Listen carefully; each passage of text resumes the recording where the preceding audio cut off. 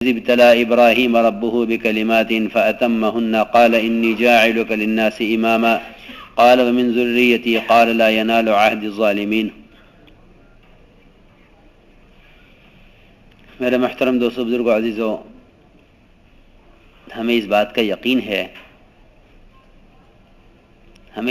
یقین ہے کہ اسلام کو نقصان صرف مسلمان سے پہنچے گا، یہود و نصارہ سے اسلام کا کوئی نقصان نہیں.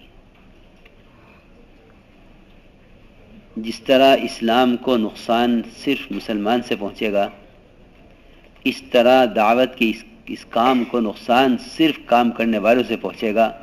باطل دعوت کا کچھ نہیں بگاڑ سکتا.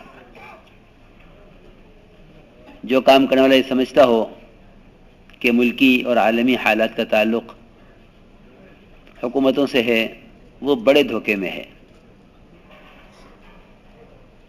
مجھے یقین ہے اس کا کہ کام کرنے والوں کی آپس کے افتراق کا اثر ساری دنیا کو توڑ کر رکھ دے گا. جتنا اسلامی نظام اور اسلامی ممالک متاثر ہوں گے، ان سب کی وجہ اور سبب خدا کی قسم میرے اور آپ کے سوا کوئی نہیں ہے. یہ میں یقین کے ساتھ عرض کر رہا ہوں. جب ایک ذمہ دار کی نیت کے بدلنے سے پھل کا رس کھٹا ہو سکتا ہے، تو وہ کام کرنے والے جن پر عالمی ذمہ داری سمجھی جاتی ہے، ان کی نیتوں کا اثر سارے عالم پر کیا پڑے گا، اس کا اندازہ ہمیں خود کر لینا چاہیے.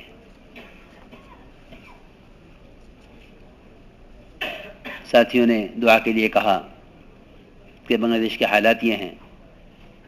میں نے کہا یہ حالات تو ہماری وجہ سے ہیں.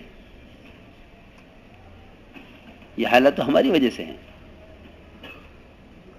ورنہ ایسا ملک جس کی بنیاد اسلام، ایسا ملک جس میں سب سے بڑا اجتماع دعوت اور دین کا مقصد، اس میں یہ حالات پیش آئیں. خدا کی قسم اس نظام کا کوئی تعلق حکومت سے نہیں ہے. اس سارے نظام کے بگڑنے کا تعلق یہاں کے کام کرنے والوں سے ہے. اخبار پڑھ کر یہ فیصلہ کر لینا کہ فلاں پارٹی کر رہی، فلاں پارٹی کر رہی، نہیں، بالکل نہیں. صرف کام کرنے والوں کے افتراق کی وجہ سے امت میں افتراق ہوگا، اور کام کرنے والوں کی اجتماعیت کی وجہ سے امت میں اجتماعیت ہوگی. اس کے علاوہ خدا کی قسم کوئی تیسری بات نہیں ہے. اس کے علاوہ خدا کی قسم کوئی تیسری بات نہیں ہے. اس کے بیانات صرف مطالعے کے لیے رہ گئے ہیں ساتھیوں کے پاس.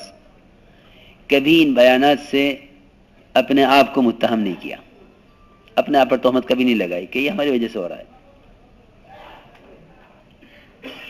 اس لیے میرے محترم دوستو،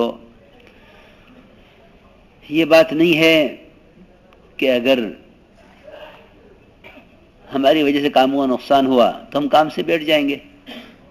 نہیں، اتنا نہیں ہے. اتنا ہوتا تب یہ معاملہ آسان تھا. اللہ رب العزت نے جن پر ذمہ داری ڈالی ہے، اگر ان کی وجہ سے دین کا اور امت کا دینی، مالی، جانی نقصان ان کی وجہ سے ہوگا، تو اللہ تعالیٰ کام کرنے والوں سے قیامت میں اس کا سوال کریں گے.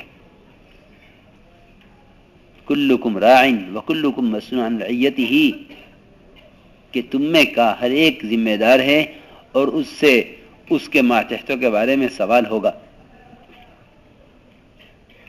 اس لیے معاملہ باہر سے متعلق نہیں ہے. یہ خیال ساتھیوں کا غلط ہے. معاملہ تو کام کرنے والوں سے متعلق ہے. میں نے عرض کیا، جب ایک امیر کی نیت کے بدلنے سے باغ کے پھل کا رس کھٹا ہو سکتا ہے، تو جو ملکی امیر ہے، وہ ذمہ دار جو کام کو لے کر چلنے والے ہیں، ان کی نیتوں کے عالم پر کیا اثرات پڑیں گے؟